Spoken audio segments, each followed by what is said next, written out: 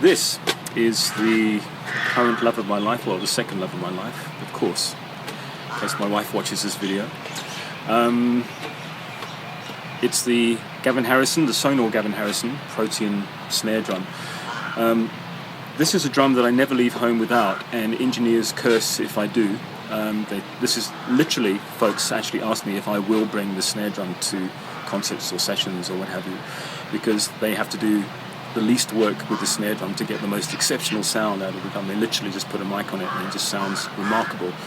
And so from that point of view, it's an investment from the point of view of work. It sounds great, which makes you sound great, which probably gets you a few more gigs. There's some very, very special aspects to this drum, design aspects to the drum, which really characterize the sound and make it unique, actually, I think, amongst snare drums, signature snares in particular. Principally, this is a 6mm by 6 ply, so it's quite a thin shell. Premium birchwood. The unique characteristics of this drum are it has a rounded bearing edge on the top of the drum with an S-hoop.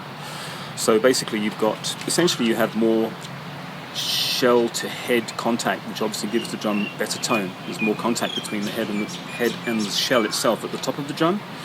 So you hear literally a lot more of the shell, and it gives you more tone. The bottom one, however, is a 45-degree angle, like a flange, as you can probably see. And that actually minimizes the contact between the resonant head, the snare head, and the shell, which is obviously what you want. You want maximum resonance from the bottom of the head. There are many other unique characteristics to this snare drum, which, briefly, there's the dual glides, the snare mechanism, the strainer. Firstly, you've got strainers on both sides, which is a real joy to be able to use, and you can actually customize the tension a lot more easily.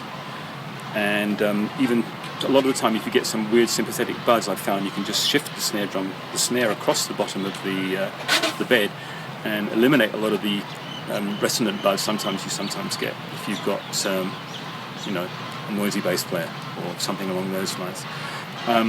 You have the quick release mechanism, which there are 3 interchangeable snares with various characteristics. There's one missing, there's one snare, one gap, one snare. This one is an 8-strand snare drum, which is my personal favorite. The whole thing just releases in this fashion, like so. It's not necessary to pull off to change the snare. You haven't got to undo anything like this, so it's very, very quick to change, which is great in a studio situation.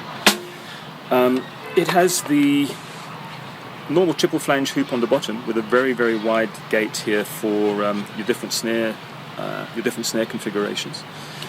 And on the top you have an S-hoop, which is also the first time I've actually used an S-hoop, and I'm looking to possibly put these on the rest of the drums eventually on the SQ2 kit.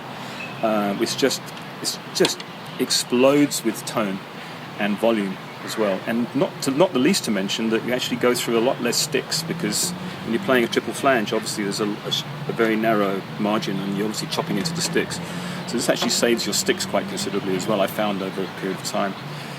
This is with a rather dirty Remo CS head at the moment, but I haven't changed it because it's just sounding so good at the moment. And this is available in a 14-inch and a 12-inch, if I'm not mistaken. So let's check out these drums. They will serve you well.